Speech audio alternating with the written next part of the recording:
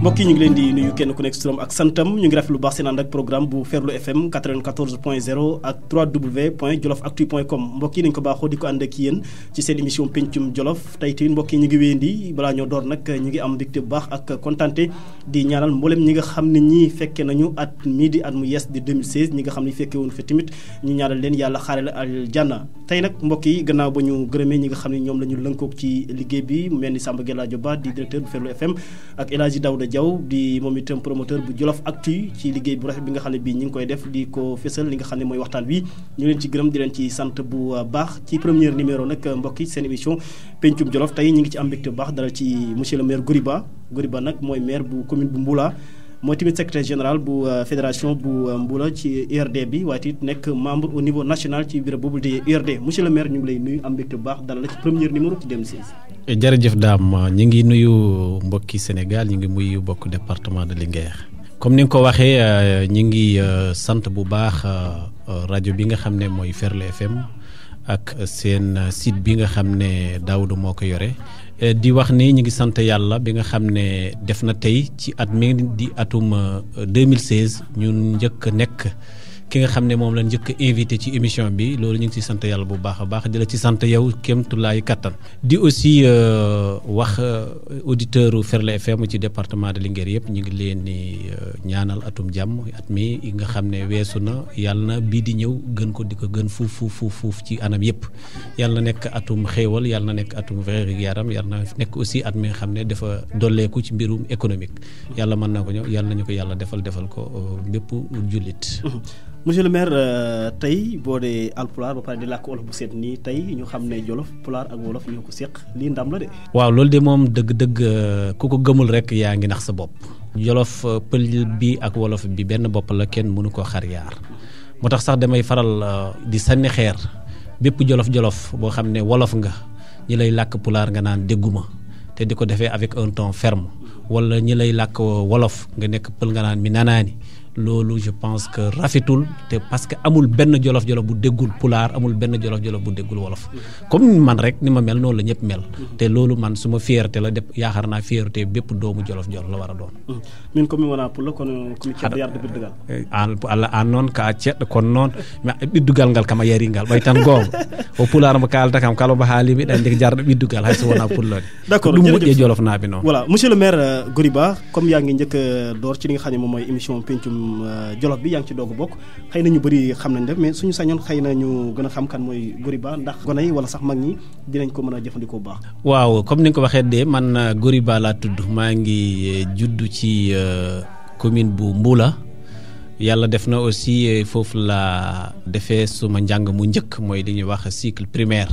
ñun ñoo nekkoon deuxième promotion bi ba Mbula amee école première promotion deuxième promotion ñun la woon donc foofu laa amee suma entrée en sixième doomu sàmmkat laa doomu béykat laa dafa mel ni sax béy laa gën a mën ak sàmm parce que ba ma ci tollee yàlla dafa def ci dëkk wolof yi laa nekkoon foofu laa daa béyee ba nawet bi wàcc ma doo ko ñibbi suma dëkk donc béykat laa sàmmkat laa donc après Mbula de foofu laa aussi amee suma entrée en sixième ma jàll Linguère foofu laa amee BFM après ma dem Louga nag ba ma fa demee dama fa def rek seconde ma dem transfert wu def lycée Cheikh Oumar Foutiyou Tall bu Saint-Louis foofu laa amee suma bac après ma def formation professionnelle au niveau de l'université de Saint-Louis ma jógewaat fa ñëwaat fii ci Dakar fii laa mottalee suma BTS en informatique de gestion je pense que ci njàng ak ci juddu noonu la xaw a mel doomu pël laa waaye dëgg man lépp lu ma am xañ na peut-être à plus de 80% ci wolof yi laa ko amee ci suma formation ndax musuma jàngee suma këru pap donc loolu aussi comme ni nga ko waxee rek maa ngi ci diggante pël bi ak wolof bi. dëkk également Kojalal. waaw dëkk Kojalal. bien sûr Kojalal foofu laa juddoo foofu laa màggee. waaye pour bañ a dem ci détails yi rek loolu moo taxoon ma ne doomu Mbula laa. c'est-à-dire doomu commune Mbula laa. absolument loolu moo tax. am na solo bu baax comme ni nga ko waxee léegi rek mais ndax Goriba tey fi ñu ko gis xëy na yàgg nañ koo dégg ci URD foofu la dooree wala am na yeneen parti yoo xam ni door na ci. bon nekkoon naa PS mais booba daaw ma wote. booba dama daa ànd ak mag ñi rek di leen jàppale ci bisu vote bi di leen ràññaleel carte bi ku ñëw ma ne la kii mooy carte Penda kii mooy carte Samba di ci jàpp bu meeting ñëwee aussi ñi ciy ànd mais foofu laa yoon mais ci militer dëgg ak di voter dëgg maa ngi ko commencé ci URD te mosuma changé carte bi. d'accord mais dafa mel dama déggoon romandaat te ñu naan am na ay jamono da nga bëggoon dem génération du concret. waaw loolu am na ñu ko waxoon mais yàlla mi ma tiim xam na ne fii ci Sénégal amul góor amul jigéen kuy dund wala en tout cas ku nekk fii ci Sénégal ku la mën a wax loola mos naa cee dox lu toll ni bën a puso te mu fekkee wala mu gis. fu ñu ko faree woon donc wax ji. man xawma xam nga comment dirais-je génération du concret dafa xewoon. ci temps Wade dafa xewoon lool. mooy ba nga gisee daara rek classe ak Demba Geddaara gi di dem fu ne. xam nga suma classe gi seen maandute tax na ba ñëpp de li ñu njort ci ñoom lu ne. temps yooyu nag comme loolu moo xewoon ñu ne njort ne góor yi aussi dana ci dem. te aussi man dama doon fréquenté fi ay places yi nga xam ne peut-être Karim doon na ko fréquenté c'est que nag du Karim laa doon fréquenté foofu mais suma ñeneen xarit ñoo doon fréquenté place boobu may fréquenté boobu ak ñoom Karim dafa ñëw ñu jàpp ne peut-être kon kii ci génération concret la bokk. mais daal li ma la mën a wax du góor du jigéen. ci Sénégal gu la mën a wax ne mos naa toog ak góor yi. mu wax benn baat bu jëm ci Karim Wade wala jëm ci génération du concret. URD da nga fa duggoon ngir mbokk pour jubóole ka wala da nga fa duggoon ngir idéologie parti bi. URD da nga fa duggoon pour sotle jubóoka ci leen ko defoon ci parti socialiste. ci génne bu ñaaw buntu xataal bu ñaaw buñ ko defaloon te mu nekk koo xam ne compétence am kenn du ko dute am ab base am kenn du ko dute ba ko Abdou Diouf génnee ñun ñi nga xam ne ñu ngi bokkoon ak moom département de Linguère man keroog samedi bi nga xam ne foofu la defee discours à Linguère gaa ñi génne fa pancarte booba maa ngi Saint-Louis keroog dimanche ba ci ëllëg laa ñëw këram keroog laa ne ko bis ni ki tey jàpp naa ci sa parti jàppale naa la. boobu sax amagul parti boobu courant la woon c'était en 97. te bokk leen dara yàgg jubóole ka xëy na à part muy pël ngay pël. loolu kese muy jolof mooy jolof. loolu kese lan bokk. d'accord mais bu fekkee ne dañuy tënk rek parce que maire sax lañ lay wax mais même président communauté rurale yaa ko nekkoon également. waaw dëgg la. alors boo doon def résumé wala nga gis ne élection yi parce que chaque fois monsieur le maire Goriba day fëgg ne tey mën nañu wax ne li Idrissa Seck nekk Thiès moom nga nekk tey commune bu Mboula wala sax lu ko raw. en tout cas boo doon tey gàttal ban élection nga gis ne moo la gën a sonal ci PCR bi ngay nekk PCR. waaw man daal en tout cas nii laa def 98 dama dem élection ak l'URD seul ma gagné c'était les élections législatives de 98. 2000 ñi dem les élections présidentielles ñoo gagné. même deuxième tour ba juboo soutenir Diouf Mboula PS moo fa gagné. c'est-à-dire Abdou Diouf moo fa gagné. C'était en 2000. En 2001 les élections législatives de 2001 mooy ba Wade dissoudre Assemblée nationale boobu aussi Mboula ñun ñoo fa gagné. En 2002 en coalition avec le PS c'était le CPC URD moo fa gagné. yeneen élections yi nga xam ne juboo dafa ànd ak Wade yépp ñun ñoo gagné. amul benn élection ba fi ñu toll boo xam ne mos na ñëw Mboula 98 ak léegi boo xam ne URD wala ku ànd ak URD gagné woo Mboula. waaw loolu daal mën naa ko ndamoo moom. gannaaw ba ma sant yàlla. sant sumay mbokk loolu moom mën naa ko wax ci kaw a kaw. d'accord élection yi ngeen defoon 2009 tamit yooyu tamit dem ngeen ba deuxième tour yow ak sa benn goro boobu tamit métti woon na di xanaa. je me rappelle pas qu'est-ce que tu veux dire par là. Amadel sa lan la. Amadel suma grand frère la. Amadel mu ngi tudd Kalidou Ba. Kalidou Ba man suma papa Kalidou Ba la tudd. donc suma grand frère papa. mooy papaam. Amadel Gallo Boy moom kan la woon boobu. mu kooku la. Amadel Gallo Boy surneem la ko am. waaw moom la ñuy wax Amadel.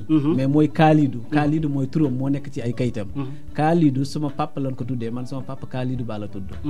moom aussi moo jël suma taawu yaay bu jigéen. donc mu nekk suma goro. comme ni nga ko waxee. suma goro parce que moo yore suma mag bu jigéen. kooku dafa nekkoon PS. man ma nekk URD.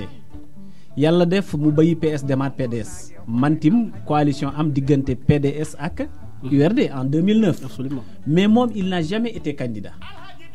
c'est-à-dire li mu doon def mooy day samp benn candidat. peut-être xaw ma lu muy defalante kooko samp ko. pour que kooko jéem maa buntu xataal. galgal la il a toujours essayé. en 2002 comme en 2009 mais ça n'a pas marché. mais 2009 moom tàngoon na seen diggante.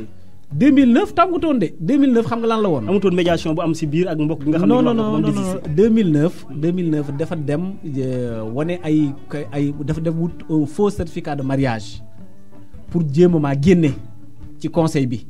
noonu la defoon mu won ko ñenn ñi nga xam ne classe ak Mamadou Xonna gi nga xam ne dañoo nekkoon candidat peut-être dañ ko jox dara mu jox leen certificat bi ne leen lii bu ngeen ko déclaré xaj na góor yi danañ ko génne te góor yi moom bu ñu ko génnee rek yéen seen candidature dafay jàll mais malheureusement loolu jàllul parce que ñoom loolu arme boobu rek lañ yore woon pour man maa daaneel arme boobu jàllul ñi xam ne bu desee carte maa leen di daaneel bésu keroog ba ñu wote on était 36 man 29 woteel nañu sur les 36 d'accord waaw kon métti bi mu amutoon solo ni ñu ko waxee. non man élection bu xaw a métti ci man tuuti. mooy en 2002. parce que 2002 on était 3 candidats mooy ba ñu formé bureau bi. sur 24 conseillers. 13 kese laa fa am. 13. donc ñeneen ñëpp wotelul ma mais à part ça 2009 ba 2014 toujours.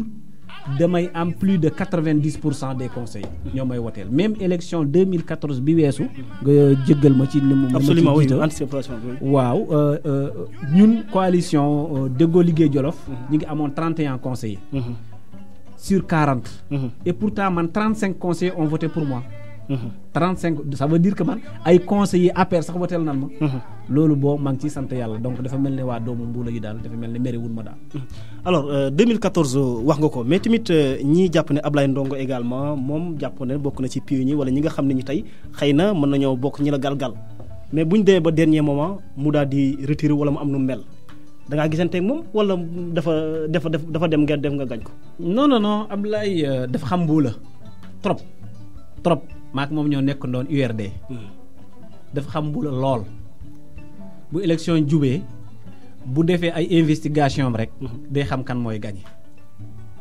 Ablaye xamoon na ne en 2014 bi man maay gagné mais mosu ko wax de kon du ko wax kenn du nekk kenn du ko wax parce que loolu da ngay dem guerre mais xam nga ne ki ngay ànd ak ki nga nar a jonganteeg xam nga combien il pèse moom xamoon na ni quel que soit alpha ñun en 2014 suñ coalition Déggoo Liggéey Jolof mooy gagné léegi nag fu mu ko tegoon par exemple dafa def ay statistiques wala da nga gis ne moom non xam nga daam yow téye de Mbuula yow xam nga dëkk yi ni mel dëkk boo yendu rek da nga fay xam ñan ñoo ànd ak daam ak ñan ñoo àndut ak daam te dëkk yi bëriwul boo defee lu war a toll ci ñetti weer ngay dugg ci dëkk yi rek da ngay xam ñan ñoo ànd ak góor yi ak ñan ñoo àndut ak góor yi Abdoulaye Ndongo c'est un homme de terrain def na dëkk yi xam na ne wate coalition bi daal comme góor yi mu ngi ko jiite ànd ak ñeneen du góor yi kese nag ak ñeneen ñoo xam ne ni ma leen xamee noonu la leen Abdoulaye Ndongo xamee seen pouvoir Abdoulaye Ndongo xam na ko kalaas ak Moustapha Ba gi kalaas ak Cheikh Mbeng gi kalaas ak Guerre Ndiaye gi ñooñu laa àndoon ak ñeneen loo xam ne mënuma leen lim fii ñooñu ko ànd ak ñoom ci biir Mbuula da ngay gagné de.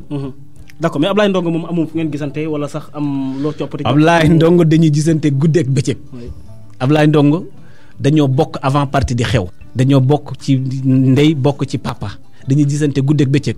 quant à maintenant rumeur yi di wax ne Ablaye Ndongo jox naa ko nangam wala yooyu. loolu dégg nga ko mais loolu nit mën na jënd nit daam loolu mënu lekk.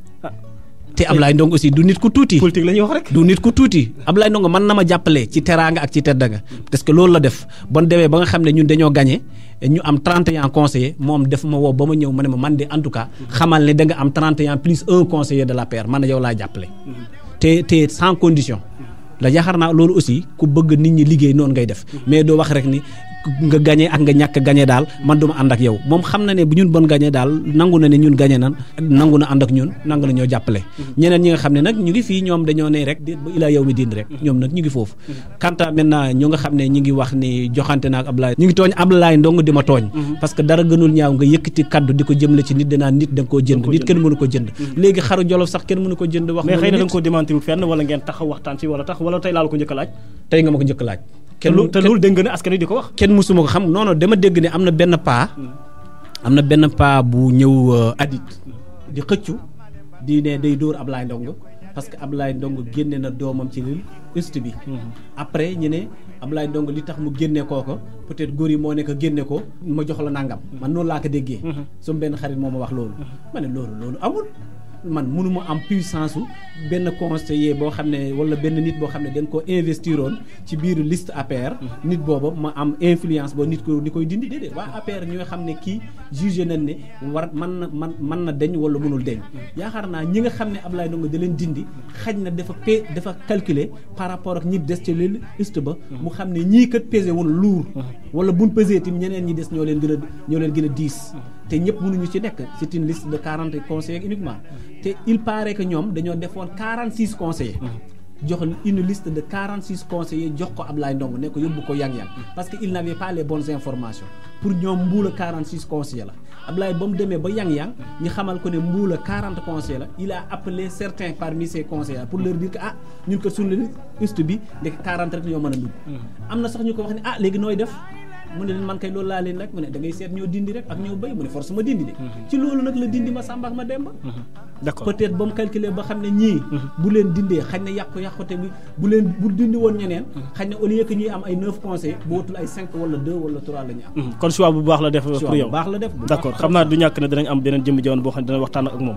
alors mbokk yi ba tey rek maa ngi fàttali yéen a ngi dégg seen émission Pencum Jolof ñu dalal monsieur le maire Goriba maire bu commune bu Mboula nekk tamit secrétaire général bu fédération bu ci RD ci Mboula nekk tamit membre bu RD au niveau national mais bu ñu waxee loolu tey da nga doon commune boo xam ne bii commune bu pauvre la.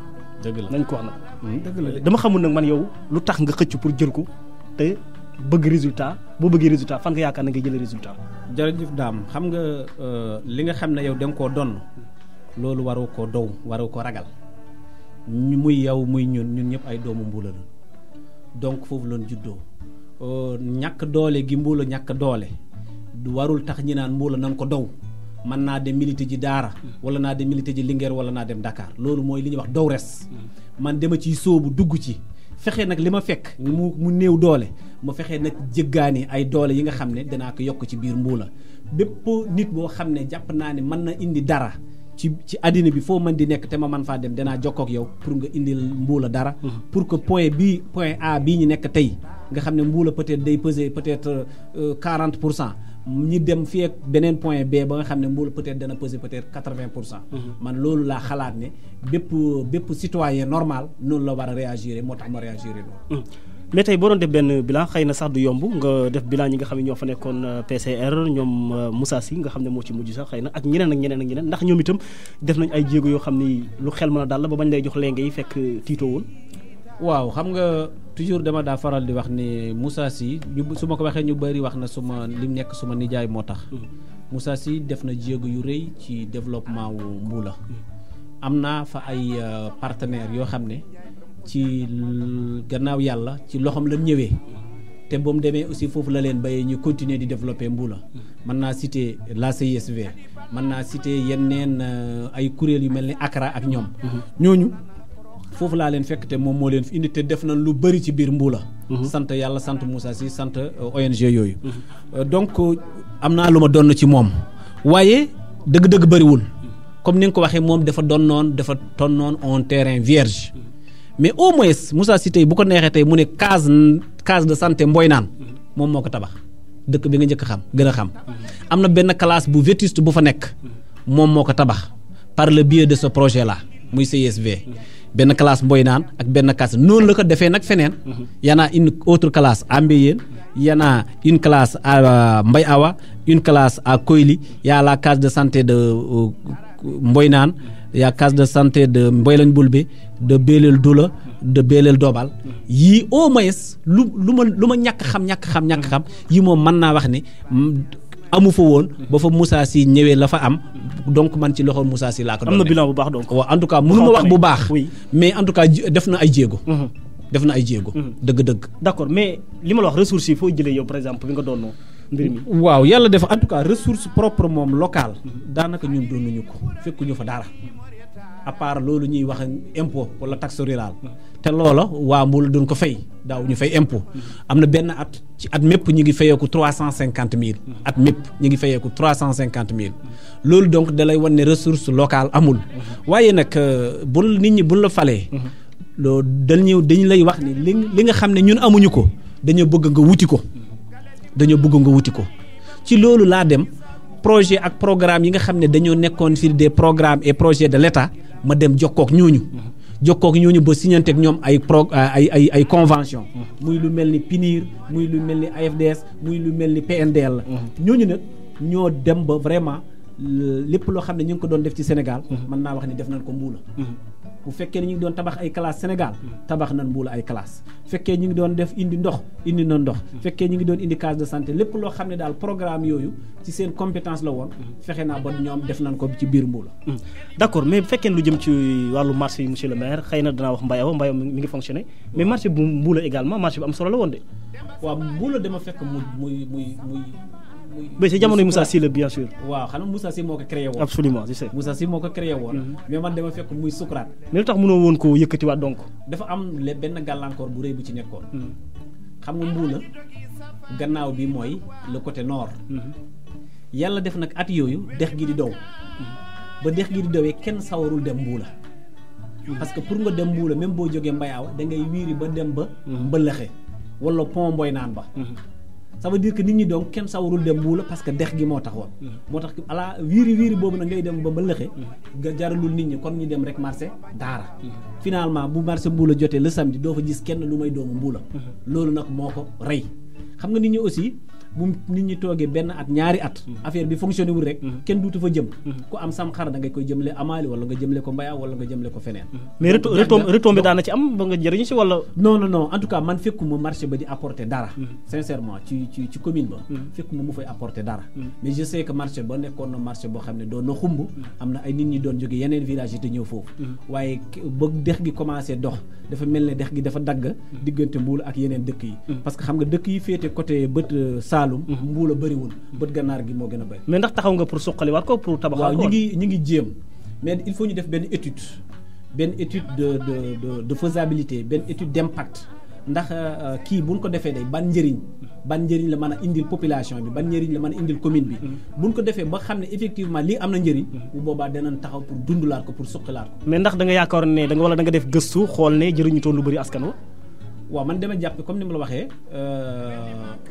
ba ma fay ñëw en tout cas fekk naa ne indi lul commune ba wala communauté rurale ba booba dara amul benn ressource boo xam ne mu ngi doon jógee ci marché ba di doon dugg ci commune bi loolu moom gisuma ko mais doon naa gis ni yeneen village yi doon nañ ñëw mais au fur et à mesure dox gi di gën a dox dafa dem ba marché Mbuula ba fermé wu ba xam ne kenn du fa ñëwaat léegi dex ga doxatul te pourtant nit ñi ñëwaatul fa te amul benn yoon boo xam ne jël naa un arrêté d'introduction de ce marché donc amul mais malgré tout nit ñi waroon a ñëw dex gi amatul léegi waaye ñëwuñu ça veut dire que nit ñi léegi miin nañ yeneen marché léegi nag danañ def suñu étude xool ndax marché bi dundulaat ko dana amal njëriñ askan bi dana amal njëriñ commune bi buñ trouver résultat boobu bu soobee yàlla danañ ko dundulaat mais xëy na bi am solo moom mooy bu Mbayaw bi waaw boobu am na solo trop mi nga am ay retombées yu am solo yu fay génne waaw boobu liggéey bi moo xaw a des mais depuis ñu nekk commune man ak suma commission finance boo xam ne sax d'ailleurs ce chef de village moo ko jiite muy Maguette Ndiaye ñi ngi def ay jéego chaque lundi léegi Maguette day déplacé wu dem fa ànd ak les membres de la commission de marché du conseil municipal fexe ba seet naka yan potentialité lan mën a exploiter foofu mais est-ce que du xëy na monsieur le maire kon Omar Ngadiel tamit moom xëy na am na problème ci loolu parce que moom ngeen fa tegoon tamit te gis naa askan wi parfois dañ koy diingat Omar Ngadiel barki démb rek la Omar Ngadiel mais lu tax askan wi di ko diingat parfois la muy liggéey ak ñoom wala nu muy def xaaj bi mu fay jëlee non loolu moom xaj na askan wi moo la ci mën a tontu mais li ma la mën a wax mooy Omar Ngadiel mais xëy na bu dajalee ci commune bi lay indi waaw c'est-à-dire ticketu marché ticketu commune bi la yore bu daggee lépp lu mu daggat dañ koy jël versé ji ko trésor loolu moom noonu lay demee. mi ngi ko doon def normal. bon mu ngi ko doon def seulement taux bi mu doon versé moo faible c'est-à-dire ñun nombre de tickets yi mu doon dagg par lundi ñun ba ñëwee sur le terrain dagg lu war a toll ci ñaari marché dañoo seet ni ñun presque suñ ñaari marché yi doublé na wala triplé na moom ay ñeenti marché am wala ay juróomi marché am. ça veut dire donc moom ni mu doon recouvrer taux bi dafa faible de trop.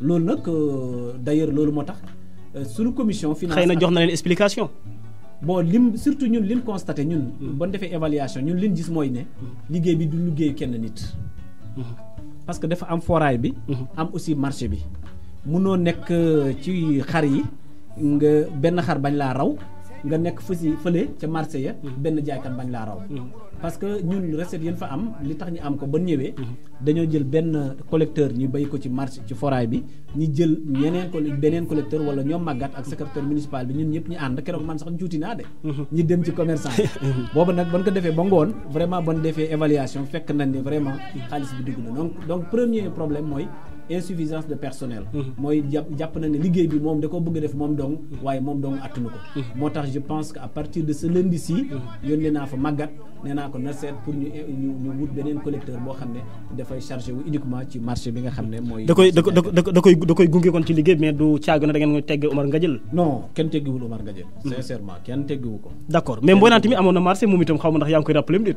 je me rappelle pas sincèrement je me rappelle pas en tout cas pas entre 2002 et aujourd'hui moom d'accord ñu dem ci leneen monsieur le maire Goriba mbokki la ñu dalal seen émission pencum Jolof ñu jëm ci li nga xam ne moom mooy grande muraille verte yi nga xam ne am na fa ndax loolu tamit nekk na loo xam ne lu am solo la mais dafa am yenn parcelles yoo xam ne dafa am xaw ma yooyu itam da nga koy tuddee grande muraille verte xaw ma mais en tout cas nañu dem ba Koyli bi grande muraille verte bi ban njëriñ la am foofu.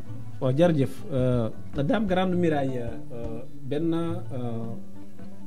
agence la boo xam ne gouvernement du Sénégal moo ko tëral waaye grande muraille projet la boo xam ne projet international la ay plusieurs pays africains ñoo ko bokk benn miir la boo xam ne dafay jógee fii ci Sénégal dem ba Djibouti miir bi boo ko déggee mooy lan mooy ay garab yuñ jëmbat boo xam ne day jël benn largeur bu 15 kilomètres longueur bi nag mu ngi jëlee Sénégal ba Djibouti donc jàpp nga ne xam nga ne loolu ay junni kilomètres la loolu nag état yi nga xam ne africain yi nga xam ne kii bi da leen traversé ñoom ñoo ko jàppandoo fasandoo ko ne lii nañ fexe ba jëmbat ay garab de Dakar jusqu'à Djibouti waaye du jëmbat garab kese de dañuy jëmbat ay garab mais aussi dañuy def des bassins de rétention dañuy promouvoir l'aquaculture dañuy def des jardins polyvalents bépp activité ay économique yoo xam ne war nañ ko mën a def à côté de cette grande muraille là dañ koy def ci loolu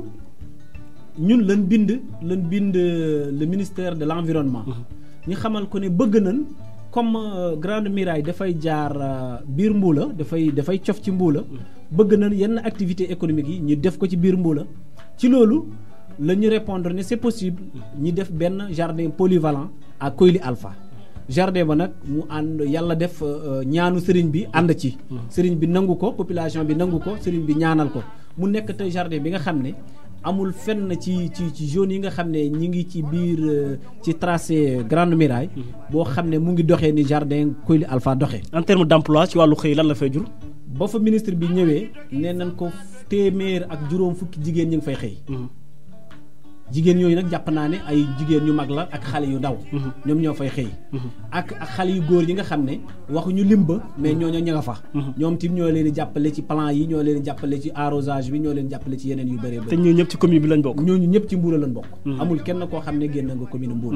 ndax village yëpp ñu ngi si gis seen bopp wala choix bi nu mu demee woon. waaw en tout cas ban koy commencé invité nañ village yëpp par le biais des GPF ba leen invité village yi nga xam ne nag dañoo xaw a sori ñoom jàpp nañ ne mënul boo seetee tey fu mel ni Mboynaan ma jël Mboynaan bi nga gën a maîtriser pour nga xëy fa dem di liggéey Koyli Alpha da nga def au moins 20 kilomètres boo tax village yi nga xam ne dañoo sori adhéré wul mais tel que Mbay Awa ay Kocceeji Ayre Kocceeji Kër Ndar Beleel Sambay Medina Alpha Kilif Yoom ñi nga xam ne ñoo gën a c'est-à-dire à un rayon de 6 kilomètres ñoo ñëpp ñëw nañ fa ñooñu moom ñu ngi fay liggéey xale yaa ngi fay liggéey jigéen yaa ngi fay liggéey waaw loolu moom am na mais ci loolu sax laa bindoon pour ma amaat beneen deuxième jardin polyvalent bindoon naa waa Grande Muraille pour ñu jàppale ma amaat beneen jardin polyvalent boo xam ne dañ koy defaat aussi ci beneen dëkk boo xam ne dana xaw a xëccoo tuuti ak Koyli Alpha bu ko defee mu mën a jege yeneen dëkk yi bu ko defee ñooñu lii ñi jege Koyli Alpha njëriñ boobu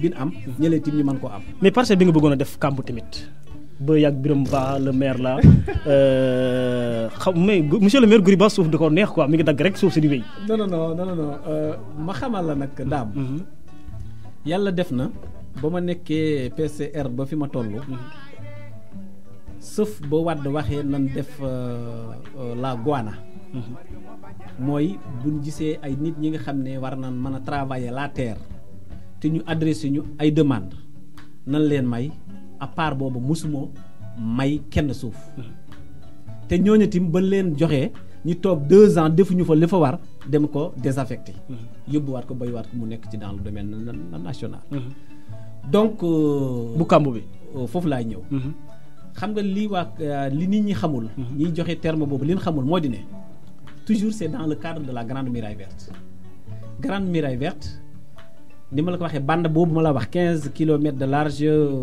sur une longueur de X bande boobu ay parcelles la ren dañuy jël par exemple une superficie de 500 hectares ñu reboiser ko clôturer ko xam nga on est dans la zone Ferlo dans la zone Silvo boobu boo ko clôturer wul nag yi wala jur gi dañ koy yàq dañ koy clôturer aar ko juróomi at par exemple fekk garab yëpp màgg bu ko defee mën na même bu barbelé yi wala grillage yi dagg amul problème ñi jàllaat defaat beneen tool ci loolu bon defee dañu def nan benn parcelle Koyli def benn parcelle boori Bobaral ak comment dirais-je Lumbi Arabo bi mais ça c'est la zone nord yow xam nga ko dama lay wax lépp c'est la zone nord de la commune de Mboula maintenant la ne daaw ñu ne zone sud bi tim bëgg nañ zone sud bi parce que jëriñ bi ci gox bi gën a gis moo di ne parcelles yooyu waxuma la rek ñi ngi naatal àll bi mais parcelles yooyu dañuy conserver ñax mi daaw am na ay nit ñi nga xam ne lii ñax mi jeexoon Jolof yëpp am na ñoo xam ne ñi ngi di dëkkoon boori côté Koyli Alpha mànguñu benn yoon ci lañ doon dem di boobi seeni sareeti bopp di jox seen jur loolu njëriñ boobu bi mu amal gox bi loolu moo taxoon ñu bëggoon ko yaatal ñi am ay parcelles fu bëree maintenant mais xëy na da nga génn sa terroir bi moom wala da nga xam laa la ñëw rek maintenant ci zone sud bi vers Kodialal vers chez moi oui chez moi Kodialal foofu laa wax ne benn parcelle bi nan ko implanté foofu Kodialal nag c'est la partie sud de la commune de Mboula la partie sud de la commune de Mboula nag boo ko waxee da ngay xalaat ne Kamb se trouve au sud de la commune de Mboula donc Kodialal ci village yi nga xam ne ñu ngi nekk ci côté frontière bi foofu la nekk léegi nag bon ko fa defee bon indee kii bi parcelle bi def ko fa avec l'accord de qui par exemple l'État wala yow yaa jëloon non mais c'est la grande muraille absolument c'est la grande muraille qui amène son matériel qui fait tout ñoom mooy tracer seeni tracé mais la grande muraille c'est que il y a le besoin des populations de la commune de Mboula exprimé par son maire ci loolu ba ñëwee tracé ba pare ñenn dëkkandoo yu dëkk côté yooyu ci biir Kamb ñoo dem influencer négativement les autorités locales et le sous-préfet ne ko en tout cas ñun tool bii nga xam ne ñu ngi koy def boori Kodialal jàpp nañ ne dugg na biir Kamb ma ne le sous-préfet dama bëgg nga woo ma un jour nga jàpp benn date yow ak le maire de Kamb ñun ñetti autorités yi on se rend sur le terrain je vais vous apporter les cartes de l'arrondissement de Yang-Yang la carte de l'arrondissement de Yang-Yang ba xam ne am na ñeenti communes yëpp wala juróomi communes yëpp mu indi leen aussi carte commune Mboula ak carte commune Kamb ngeen xool terrain bi fi mu nekk ndax dugg na Kamb wala dugg yàlla def le même jour sous-préfet déplacé wu dem fa maire Kamb déplacé wu dem fa man ma am problème de véhicule déw ma ban fa demee yeneen villageois yi nekkoon à côté dëkk boori xam nga Kodialal ak Leeñ Leeñ mooy Malem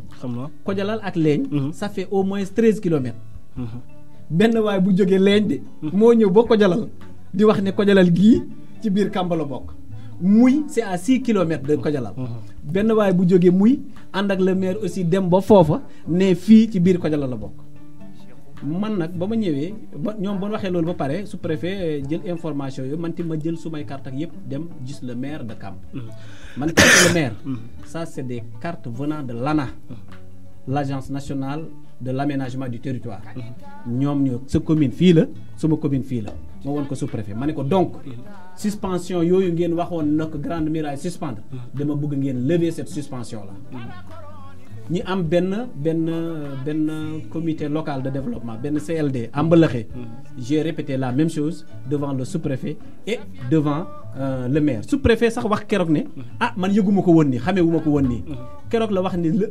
fii ak ngoon dina jokkoo ak waa ANA pour mu xam exactement lan mooy problème bi fekk nag nawet bi dugg si na le temps que ñi may affirmer ne effectivement lii mu ngi bokk ci biir Mbula fekk ji garab yi weesu na loolu moo tax jiwuñu ko kon delluwuñ ci gannaaw mais non delluwuñ ci gannaaw mais c'est que nawet bi moo xuus parce que ñu bëri dañuy jàpp ne xëy na da nga juumoon non moo tax loin bi de là voilà ils n'ont pas compris loin de là voilà bi biram baa xëy na le maire de Kamb intervenir ak les autorités locales non c'est ñu xam ne da nga juumoon xëy na nga dellu gannaaw non c'est-à-dire il y a deux parcelles il y a une autre à Mbaye Awa même xam mais bien sûr ba danañ ci dem Mbaye boobu ba tey kenn clôturé wu ko c'est-à-dire le temps que les sous-préfets ñi am toutes les informations fekk na nawet bi dugg ma ne donc nan ko suspendre comme def nañ les tracés y a pas de quoi jusqu'à l'année prochaine ñu planté ko mais loolu man wóor na ma tey ñooñu ñu ko doon wax boo demee ci ñoom tey sax même bu fekkoon ne sax biir Kamba la ñoom dañuy wax bismillah na ñëw parce que xam na ne y a l'intérêt des populations dedans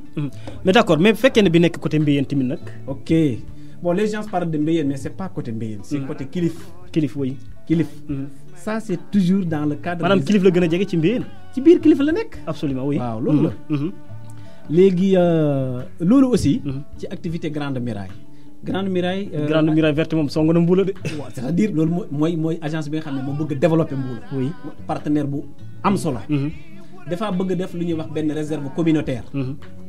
benn réserve communautaire boo xam ne dañuy fexe àll ba suqaliku genre parc lay doon rek dañu fexe ñu koy waxeeti rabu àll yi yu màngoon ñu fexe ñi delloosi leen fa mais dañ fay aussi gas forage tey fii ñu toll forage ba ñu ngi koy gas ba ma fa gëjee toll na ci 20 fan mais ñoom ñu ngi toll woon ci 41 mètres keroog ba ma fay ànd man ak sous-préfet ñoo fa mais monsieur le maire bi nga koy def foofu am na kër yu fa nekkoon fi mu nekk nii amul benn kër bu fa nekkoon non amul benn kër yoo xam ni da ngeen faa jëlee noonu non amul benn kër heureusement benn amoo ça c'est suma benn cousin la moom ak grillage bi benn moo fa amoon waaw non dama bëgg wax ne benn amoo moo duggoon ci biir grillage bi absolument te fi mu duggee ak fi grillage bi war na nekk ay 40 mètres fekk kooku dafa màngoon nekk boori Thiel moo woo ko téléphone mu ne ma man ay ut rek laa fa am yooyu c'est déplaçable bu fekkee ne dafa nar a bloqué tracé bi ak yooyu bay leen ñu dugg ci biir man su ma ñëwee danaa déplacé su may case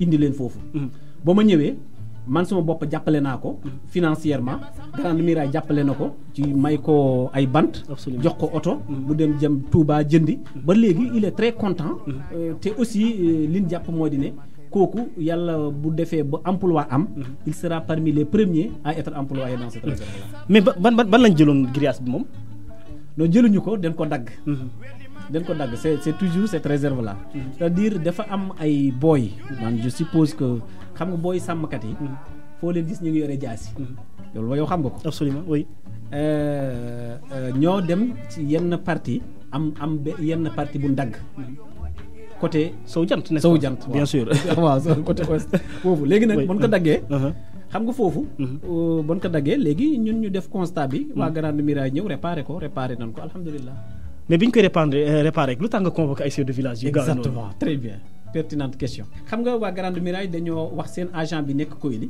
na ma woo man ma jokkoo ak waa gendarmerie pour ñu dem defi constat bi waa gendarmerie ñëw defi constat comme ñaari oto bu ñu defee accident ni ñuy defee constat ci loolu lañ demandé ñan ñoo dëkk aux alentours de cette réserve au côté ouest absolument au côté ouest nag yow boo fa demee da nga fa fekk Mbéyeen Wolof da nga fa fekk Negi Bisnaa bi da nga fa fekk Negi Wolof da nga fa fekk Bogel Njaayeen da nga fa fekk Bokki Ndaw da nga fa fekk Weendu Pecc ñii ñooy les chefs de village qui ont été convoqués te ñooñu avant ñu leen di convoqué man fekk naa leen ci benn rencontre bi ñu amoon Mbéyeen mu wax leen ni mbir mi mel ma ne leen nag en tout cas enquête leen yéen ci seen village yi pour ngeen xam ñii ñu ko def kon yoon moo ne gan nañ identifier kan moo ko def effectivement te ñu ngi ci mais yow njurtoo woon ñooña dañ la koo sas pour nga def ko mais ça c'est la gendarmerie jëloo woon volontairement yi convoqué ay kii non loin de là ça c'est moi je ne peux pas influencer l'enquête de la gendarmerie ça c'est la gendarmerie moo def enquête am moo wax ni ñii il faut ma laaj leen ñii il faut ma laaj leen kii il faut ma laaj leen donc dëkk yi nga xam ne moom nga wax ni ñoom ñoo gën a jege mbir ma moo wax waaw ñoo gën a jege mbir ma Kër Bayel nag boo jegewu ko moom non Kër Bayel c'est à l'est c'est vers Mboula alors que la réserve c'est le côté ouest qui a été coupé le côté est le côté sud et le côté nord n'ont pas été touchés absolument c'est exactement ça donc ma wax la sax ki nga xam ne moo ma njëkk a woo téléphone pa bi ma njëkk a woo téléphone ne ma gis naa ñi dagg ko mu nekk Diargaso waa gendarme dañu ñëw sax enquête ko ñu ne ko yow nan nga gisee dagg-dagg bi ak kan moo la ko wax mu ne ko mu ne leen suma doom bi doon dem Mbéyeen di rooti moo romb barbar bi mu dagg mu ñëw wax ma ko Donc ça c'est le travail de la gendarmerie. Que les gens m'en veulent pas quand même. D'accord mais comme parcelle yi foofu la toll xëy na yow dëggoo fa benn parcelle boo xam ne bii da nga koo def pour yow rek parce que am na benn tamit xam naa dama la koy laaj comme askan wi ñu ngi koy faral di kii ñu ne da nga ko am koo ko jaay nii supposons sax ñu ne dafa mel ni jibóolu it kaa nga ko jaay ah. Bon man daam dama bëgg ñenn ñi nga wax ma leen quoi parce que bu ñu leen waxee ça loolu je pense qu'il faut me porter leen plainte. Ouais. Parce que yenn yi mooy li ma doon wax ça c'est de la diffamation. non xam naa tu es démocrate donc lu ma la laaj xëy na da nga ci tontu gën bëgg gaa yi mën a leeral. waaw moo li wu am daal ci tënk. amul. amul kenn. koo xam ne. muy li ma la wax daal ci njalbeen ga à part en deux boy Wade di wax nan def Guana. lu war a toll ci 5 parcelles maye woon nañ leen. pour que ñooñu def Guana. heureusement ou malheureusement. ils ne sont pas venus on a désaffecté. d'accord ñu dem ci leneen balaa ñoo ñëw. ci waay ma xam le de. on a pris une délibération à Mboula. comme quoi képp ku bëgg liggéey suufu Mboula. bismillah ñëwal nga liggéey ko. d'accord ñu jëm ci wàllu kër yi. kër yi tamit yaakaar naa lu am solo la mais xëy na du ma jël bi nga xam ne mooy frais de bornage yi nga xam ne voté ngeen ko bu yàggul mais bi njëkk mooy Abdou Dior Ndaw bi nga xam ne moom te am na lu ngeen ko dénkoon mais est-ce que ñoom itam dañuy toog ne balaa ñoo jaay kër ñi jëndoon kër ñu jox leen seeni kër parce que am na ñoo xam ne xaalis boo xam ne collecté woon nañ ko ñu jënd ay kër foofu mais ba tey joxuñ leen ca dara amuñ kayit koo wax mu ne waxal sa morom nga man yëbaluñ ma woon. waaw jërëjëf Dame tout d'abord le terme jaay. parce que commune du jaay. kër commune day laajte frais de bornage. mais bien sûr mais frais de bornage c'est les textes.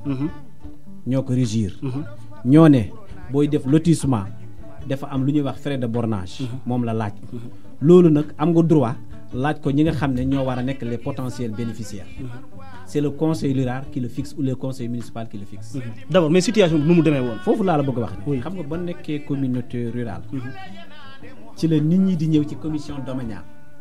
di ko wax ne bëgg nañ kër par exemple yow nga nekk dëkk Mboynaan nga ne chef de village bi chef de village day nekk membre d'office commission domaniale bu fekkee ne mu ngi nekk chef de village léegi ñu ne ko chef de village ñun bëgg nañ nga may ma fii terrain mu def ay panoom 4 panoom par exemple man fii laa bëgg mooy liy wax fàkk dëkk léegi nag ñooñu ñoom ñoo contacter la commission domaniale bi ñëw def le constat ci loolu ñun au niveau du conseil rural à l'époque ci la ñu wax ni ñooñu pour le moment mën nañ jàpp kër yooyu def ko seeni kër en attendant ñuy lotisser mais buñ lotisser mën na am ñu laal ci kër ga tuuti mën na am ñu laal ca lu bëri mën na am ñu toxal la définitivement mën na am duñ ca laal dara. mais lu tax amutoon kayit.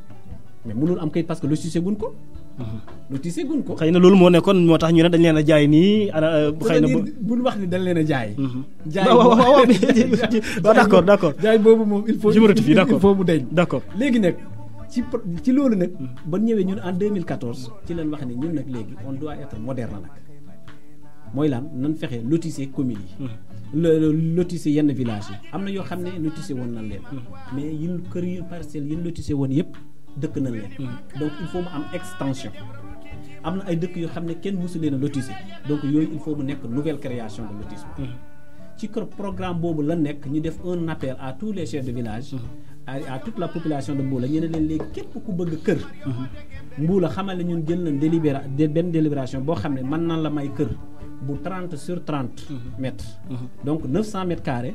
mais frais de bornage bi ñu la laaj c'est 2000 francs seulement par parcelle. léegi ñi ngi jéem a seet ñun naka la ñuy fexe ba jokkoo ak suñuy partenaire ba def ces lotissement la. njort na ne képp ku def sa demande. nga mën a fay loolu. njort na ne da nga am sa parcelle. da nga am sa kayit bu soobee yàlla. d'accord comme ñoom nga xam ne joxe woon nañ seen xaalis nañu xaar rek.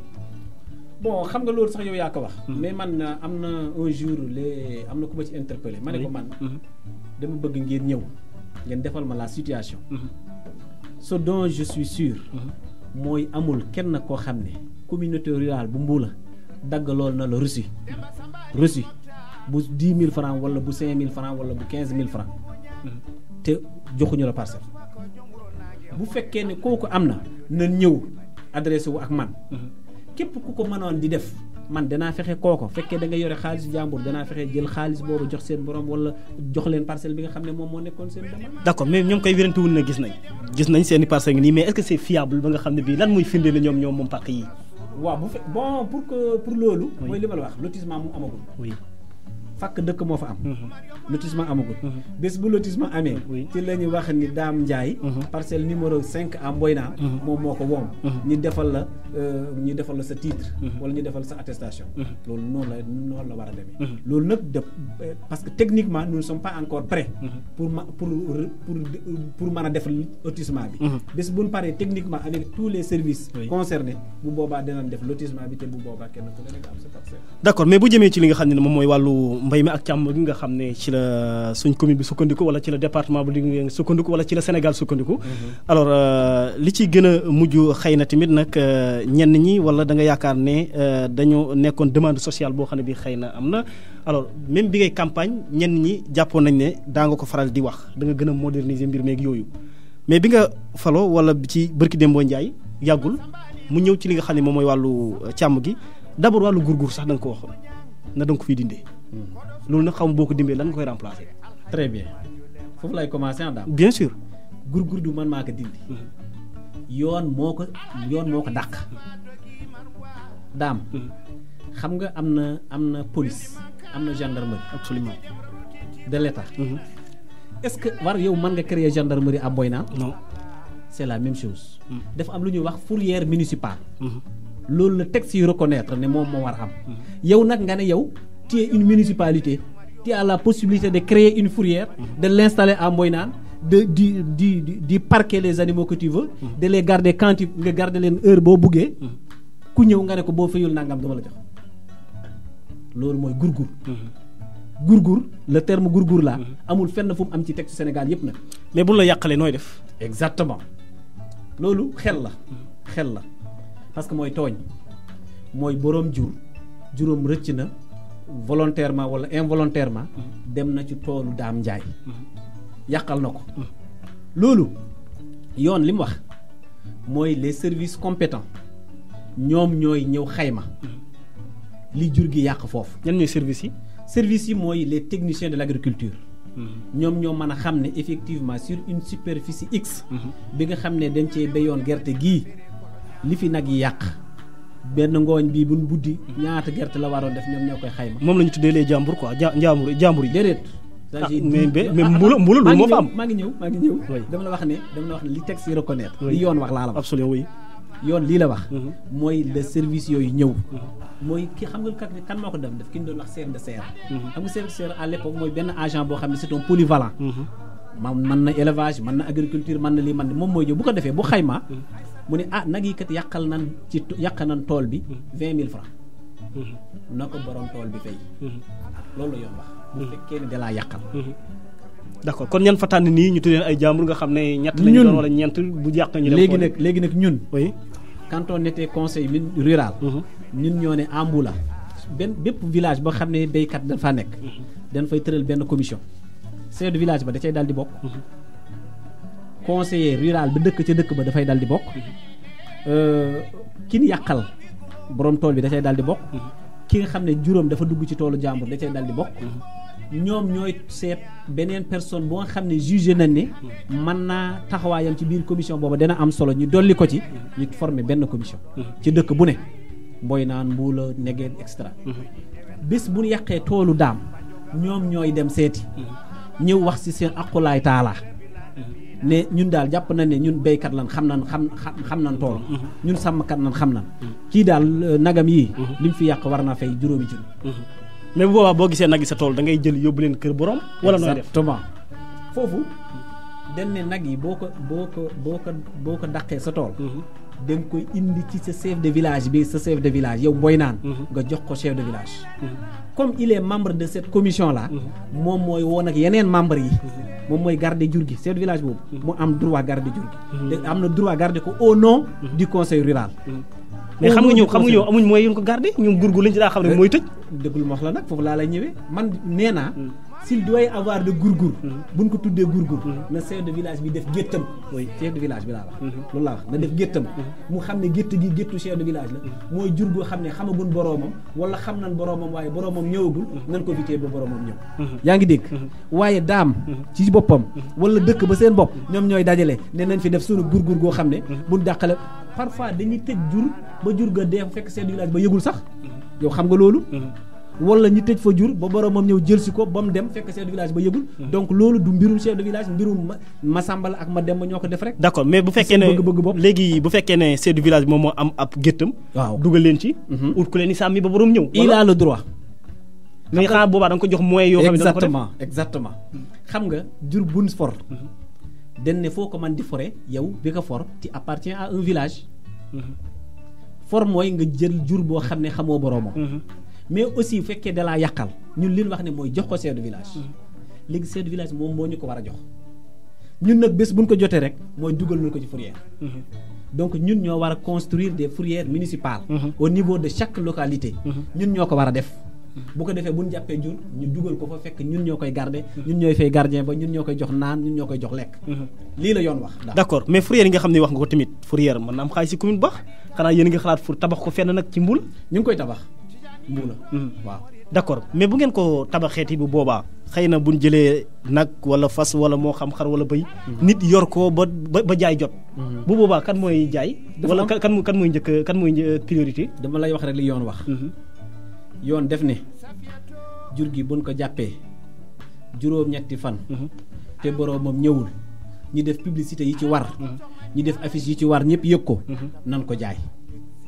juróom-ñetti fan donc juróom-ñetti mooy ayubés loolu xam naa su ko sàmm yi wala kay moom dina wax ni okam yi di man di kaag amet de gasum de mais lii la yoon wax yoon nag dafay métti trop léegi ci loolu buñ ko jàppee dañuy def publicité yóbbu ko fu mu war a àgg yëpp partout où besoin sera léegi nit ñi ñëw bés ba ñuy jënd képp koo xam ne nag yow yaa gën a fay njëg gu baax au mieux offrant la ñuy jaay d'accord loolu la mais gurgur gi nga xam ne ñu ngi koy def nag waa chef de village sax léeg-léeg da ci am seen i juróomi téeméer rek seen i quelque chose comme ça maa doon yàqal mais loolu laa wax ne xam nga lu dul yoon daam lu dul yoon képp koo xam ne yaa ngi ci yow daal réforme nga bëgg indi daal képp koo xam ne da nga ci taq complice ga mu ngi mel ne ab sàcc képp ku jàppale nit ki ba mu sàcc wala ba mu rawle complice nga gurgur ba ki ka def na lu dul yoon bu fa fekkee bu fa encaissé xaalis yow nga lekk ci ak Masamba lekk ci yéen ñëpp lekk ngeen loo xam ne du yoon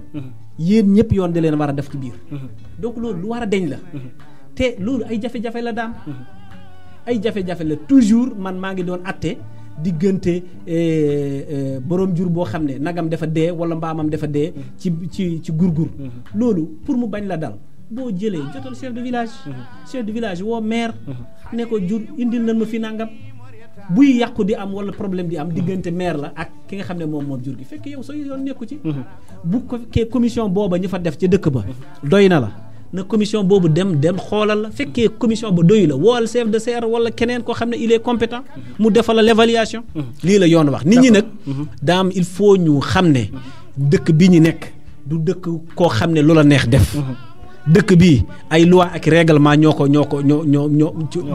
lal kenn mënu fee dem rek nga ne loi yi je m'en fous règlement yi je m'en fous man daal lii moo ma neex lii laay def ko loolu képp ku ko def bés dana ñëw da nga ko rëccu moo tax ma bëgg waa Mbula bàyyi ko d'accord monsieur le maire Goriba mais ci wàllu li nga xam ne tii nag moom mooy tool yi xëy na boobu sax moom moo gën a indi coow xaw ma réforme la ba tey dana métti xam naa ne lool ndax am na ñoo xam ne ñi yoon mi ngi ci xëy na duñ ci bëri luñ ci wax mais il faut que ñu sànni si kàddu tuuti parce que moom mooy information bi nga xam ne moo gën a récente alors mu jëm ci li nga xam ne li moom mooy wàllu 30 000 ci li nga xam ni wax nga ko léegi mu jëm ci wàllu hectare mais Gori wax nga léegi ci say kàddu baykat nga sàmmkat nga mais baykat tey bu mën a génn 30 000 nga toog ay conseil di ko wote te dégg naa sax biñ ko waxee 30 000 yow bett na la am na keneen ku ko njëkk a wax xam na gémmiñ gi barkeeloon yàlla rek moo ko xam paraît-il que Moustapha Ba moo proposition boobu mu jàll xaw ma ndax am na wala amul.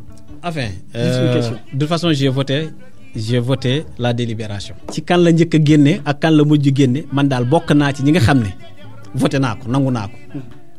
ci li tax man mais subitement bi nga ko déggee ndax yaakaar nga ne lu mën a nekk la. ci ndorteel la. waaw xam nga boo indee benn idée. ci conseil municipal man en tant que maire damay ubbi débat bi. donc war moo njëkk ko wax damay ubbi débat bay nit ñi wax bu nit ñi defee tour de table ba ñëwaatee ci ñun ci leen comprendre ne ba nit ñi defee tour de table ci leen comprendre ne en tout cas il y avait 3 voix contre et 19 voix pour. 3 voix yi moo nekkoon. 3 voix yi ñoo ne woon 10 000. 19 yi ñoo ne woon 30 000 man je fais partie de ces 19 là. j'ai pas besoin bu bëggee xam seen baat aussi seen tur aussi. non xam naa leen waaw donc c'est pas la peine. waaw xam naa leen peut-être ma tudd leen ñi gën a leer c'est démocratique loolu la kii lii xalaatam na ko votel kii nga xam ne leneen mooy xalaatam mu votel ko. mais li majorité bi wax moom la ñuy ànd majorité bi nee na 30 000 ñu ànd. mais juróom yi ñu si jàpp nag ñoom dañoo bañ loi bi wala lan. exactement ci loolu nag daam nii la demee ba ñu defee délibération bi loolu dem ci bëgg ñëwaat. c'était un samedi. am benn conseil bu dëkk ci biir Mbuula. benn quartier bu ñuy wax ñangeen samedi ma toog fa ba ay mercredi ma dëgg ni kooku mu ngi def le tour des villages ak des quartiers di wax nit ñi ne am na lu ñu voté bañ leen ko ci ñàkk xamam. mu nekkoon kan. est-ce que jar naa wax. jar na wax parce que dañuy leeral rek. xamal leeral ñett ñu contrôle loi bi. mu nekkoon Asgati. fekkee ne da nga may contrôle rek. waaw Asgati Maguette Ndiaye. ak Sayer Ñang bu Mbuula. waaw. juróom yi nga xam ne jàppoon nañ leen tamit. Njóogu. Géy la. Ngañ Mbeng.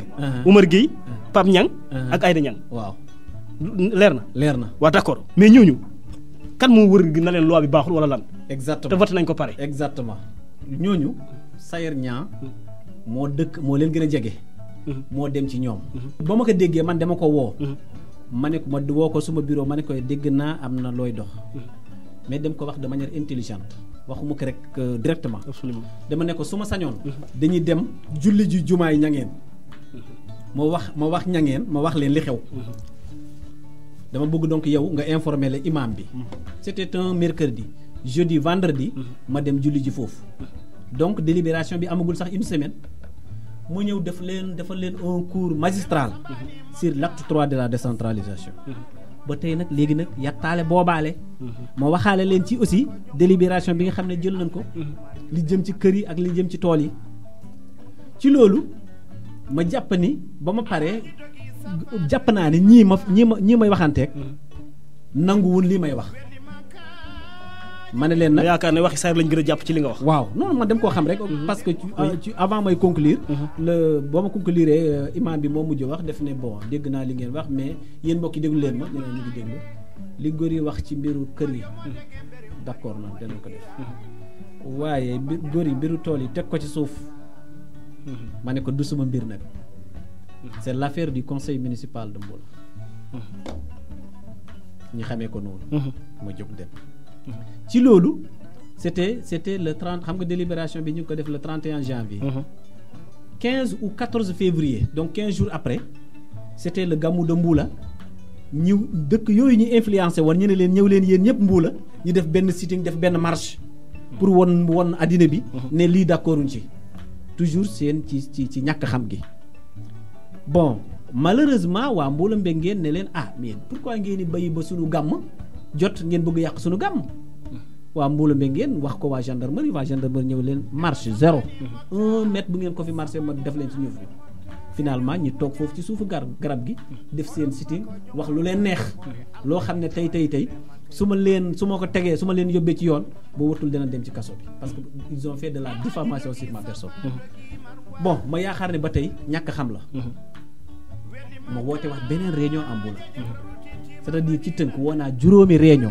pour wax leen ni pour di bëgg leen yee. ci li nga xam ne li yoon wax juróomi réunion yooyu yëpp nag sous-préfet fekke na ko. délibération ba sous-préfet fekke na ko. mais finalement duñ ñëw sax la dernière réunion kenn moo ñëw muy Ngañ Mbeng. ñi si des kenn ñëwul. ça veut dire que dañoo dem ba yàgg ñu ne waaye ñii xam naa ne ñii bu fekkoon li ñuy wax dëgg la ci ñoom. fekk duñu woo plusieurs fois. d'accord mais balaa ñuy ñëw ci li nga xam moom la yoon. wax ne moom la joxe convoqué nga également wala porté nga plainte ci li nga xam ne moom yóbbu nga leen ci eaux et forêt ba n'est-ce pas ba wax ne dañuy ruuj te amuñ kayit ak yooyu. non waxuma leen dañuy ruuj te amuñu kayit. parce que ñoom par la suite dañoo wane seen i kayit. ñu ne da ngaa juumaat foofu. non c'est eux qui se sont trompés. man dema leen le jël nañ superficie ci suma commune. dagg nañ fa ay garab. te amuñu autorisation man amuñu suma autorisation. et personne n'a ce droit là. personne n'a ce droit là.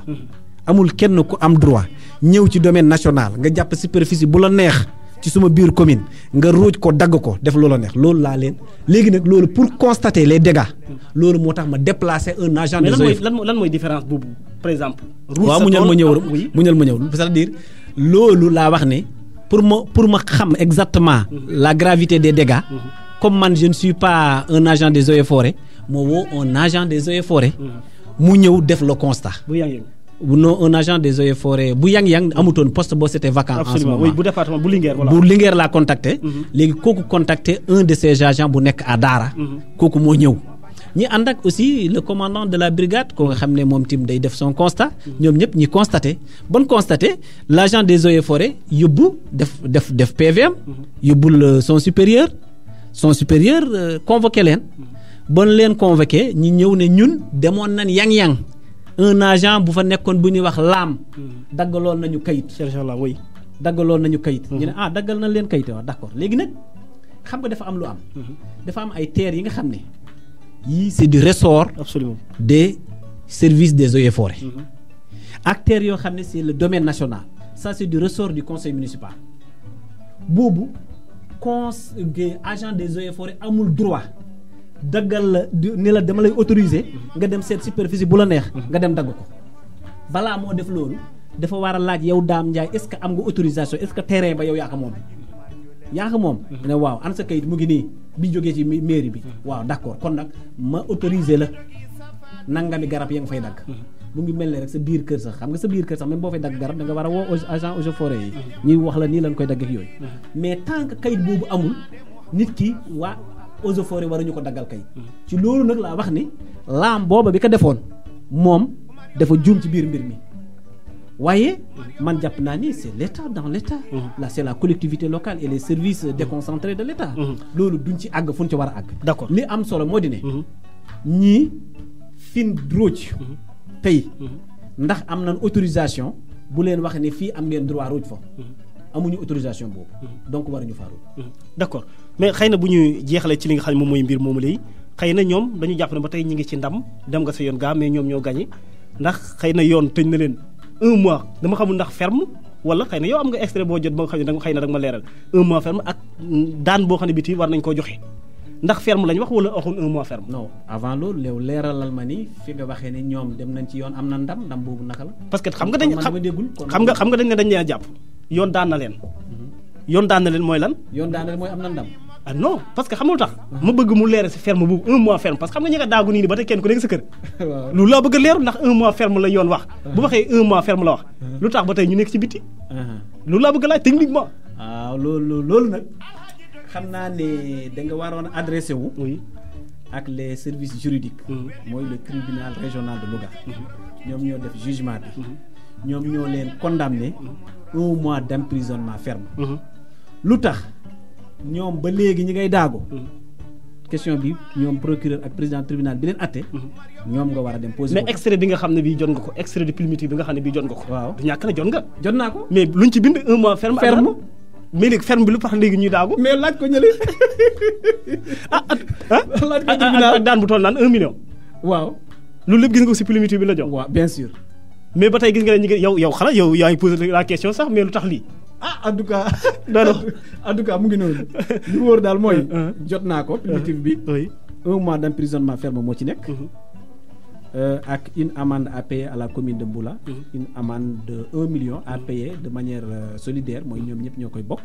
ok loolu moo nekk ci kii bi. ñoom juróomi ñooy dajale 1 million fay ko. waaw. d'accord mais bu fekkee ne wàllu tool yi xam naa tey dinaa xawal ba 10 minutes rek.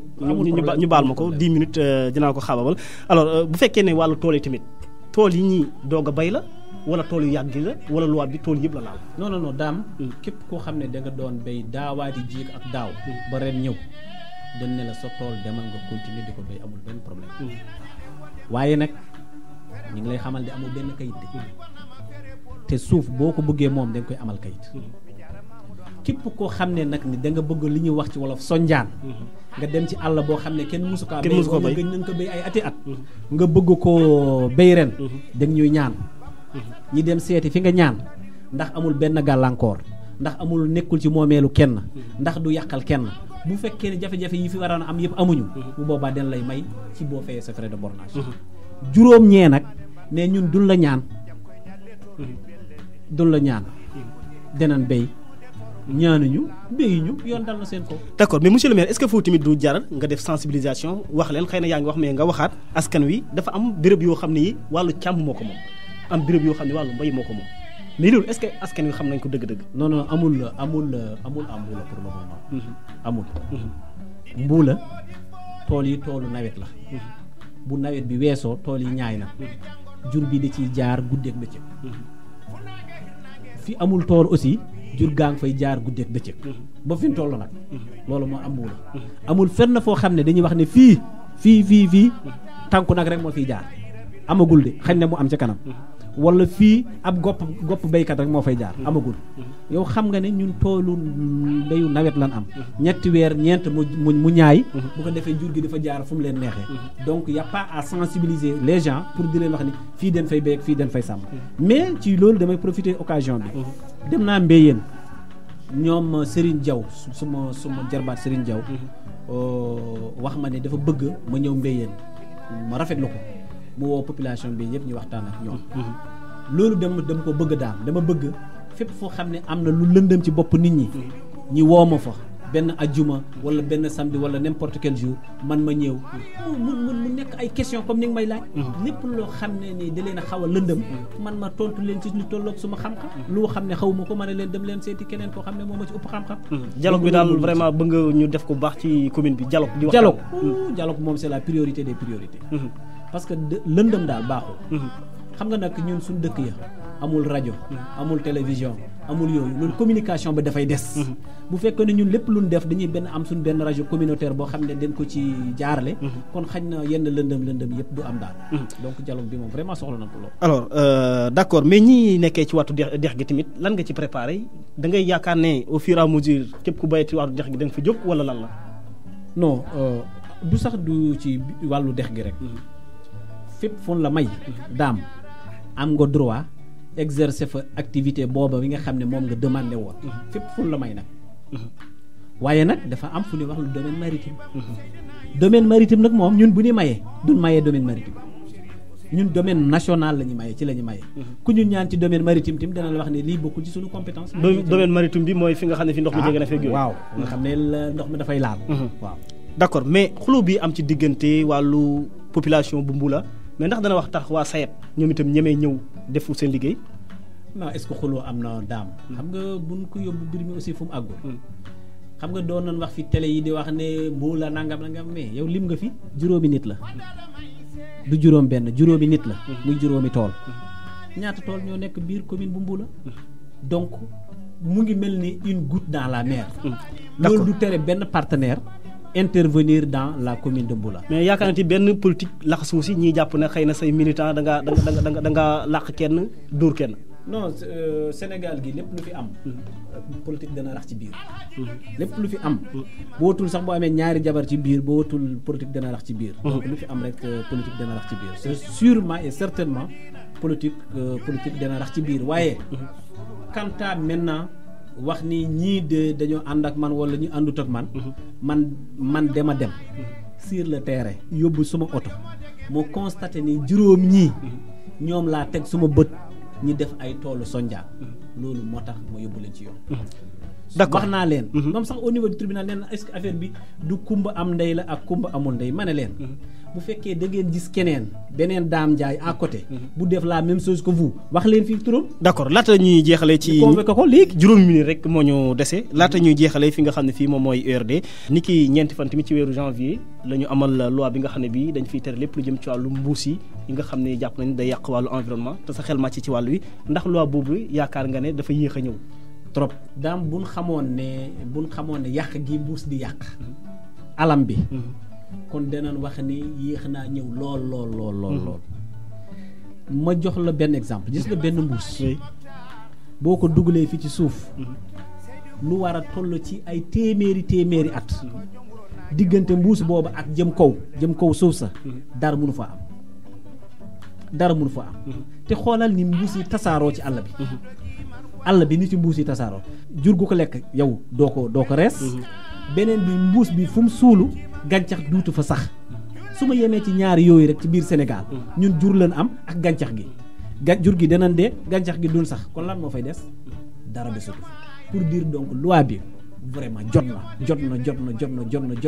yéex naa ñëw na waaye alhamdulilah na ci ñëpp jàpp aussi moytu nag ni di wax ni rek ne lii de loi la waaye ñun daal ñun ay nitu hors loi lan ñun duñ jàpp man dama war a jàpp ni tey usines yëpp war a arrêter totalement bépp production de plastique totalement même li nga xam ne dañ ko produire woon sax état bi da ko waroon a jënd yóbbu ko lakk ko ne leen produire leen du papier. d'accord yaay secrétaire général bu fédération bu URD ci Mboula nekk tamit membre national ci URD boobu lay URD léegi dugg na ci li nga xam ne lii moom mooy Benno Bokk Yaakaar ak malgré li Djibo Ka doon wax ci li nga xam ne lii moom mooy président Macky Sall mais accord yi xëy na parce que waxtu du ñu may ñu ñëwaat ci lépp mais accord ban terrain d'entente ngeen am ci seen diggante URD parce que bokkoon nga ci ñi nga xam ne ñii dañ leen doon recevoir palais président de la république ak Djibo Ka ak yow ak ñeneen lan mu nekkoon seen accord. dëgg la jërëjëf l'accord a été public du nekkutoon la accord biir nekk.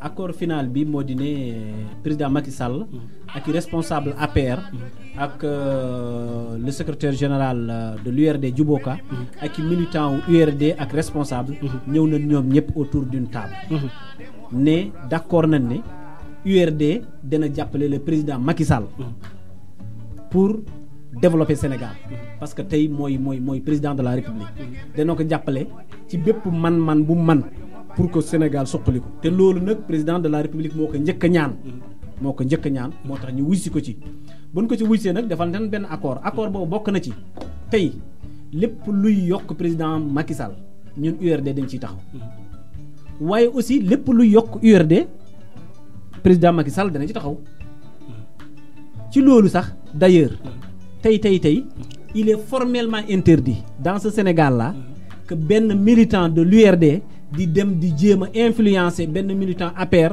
di ko yóbbu ci URD wala benn militant wu APR di jéem a influencer beneen militant wu URD di ko yóbbu APR parce que yaakaar naa lépp ci benn gaal gi la jëm kosam daam foofu koy larugal gootal daam waxalate de larugal ngal wudi Macky Sall donc mais yaa ngi fàttali bi président wala bi Djibo Ka di wax ne Macky Sall amul vision alors au-delà de ça également mu ne en tant que député dina wote benn loi boo xam ne bii c'est contre la transhumance proposition de loi la d'abord li mu def transhumance la wala doo ko jàpp non daam yow laa ma gën a xam ne ñun def na transhumance xam nga mas nga ma posé question bi waaw xam nga chaque fois xam nga transhumé mooy lan xam nga transhumé mooy lan waaw yow xam nga ko mooy egg guddi mooy egg guddi ñun transhumé woon ñun xam nga li ñu wax mooy li ñu defante woon à peu près ak Wade rek l'URD va continuer à fonctionner comme un parti légal dans ce pays mais à soutenir le président Macky Sall pour la promotion kon seen parti ngeen bàyyi xam nga ñaari mbir rek moo fi am soit da ngay nekk au pouvoir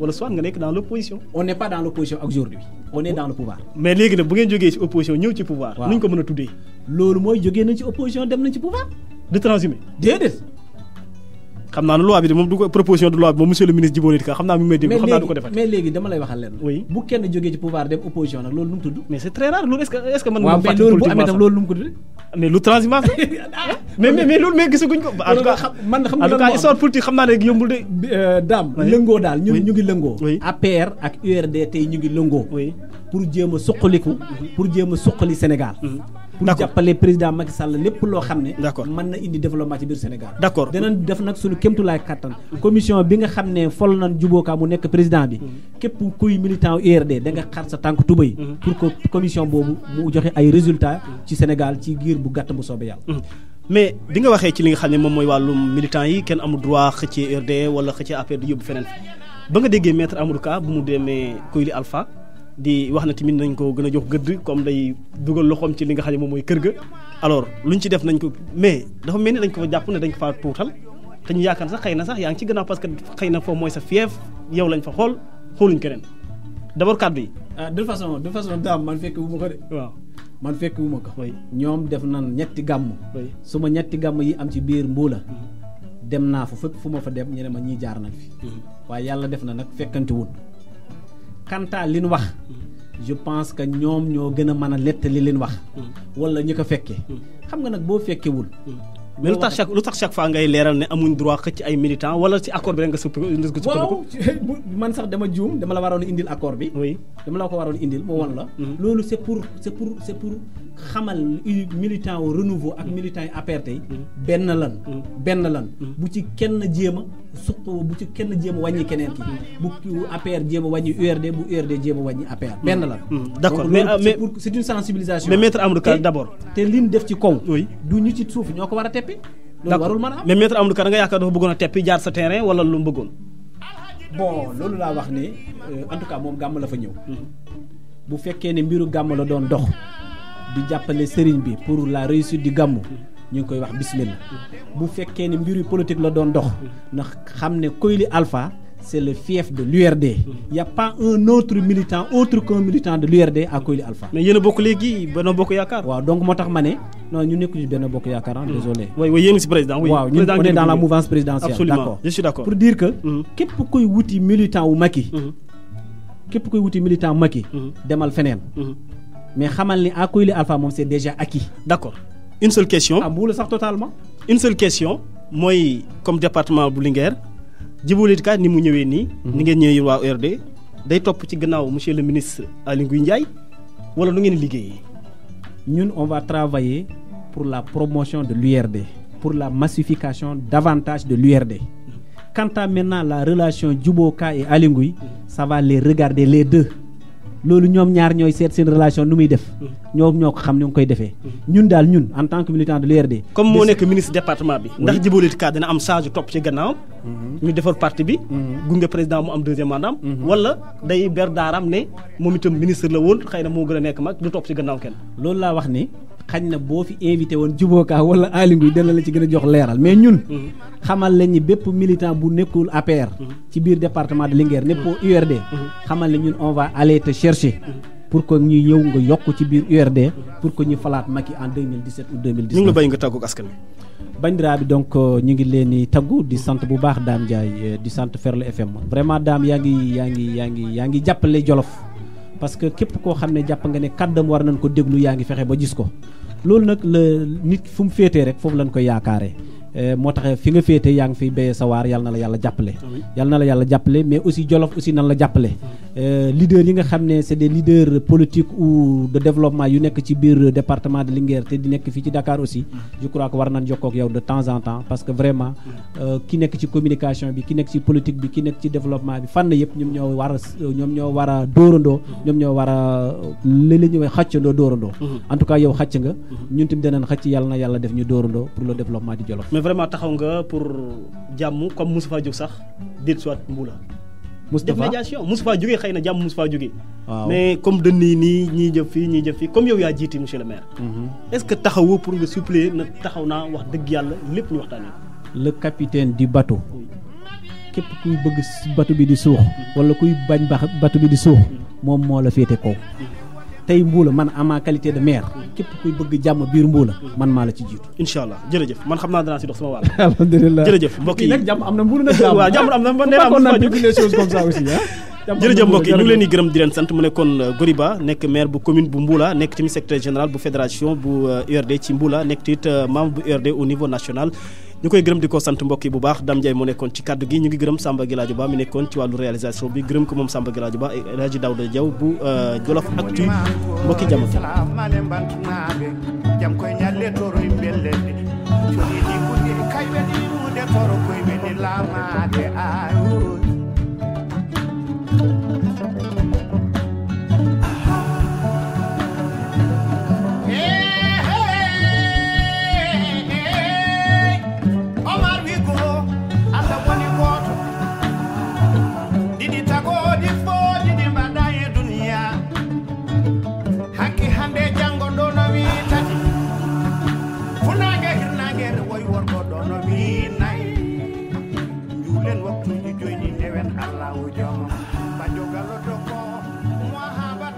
Alhamdulillah rabbil alamin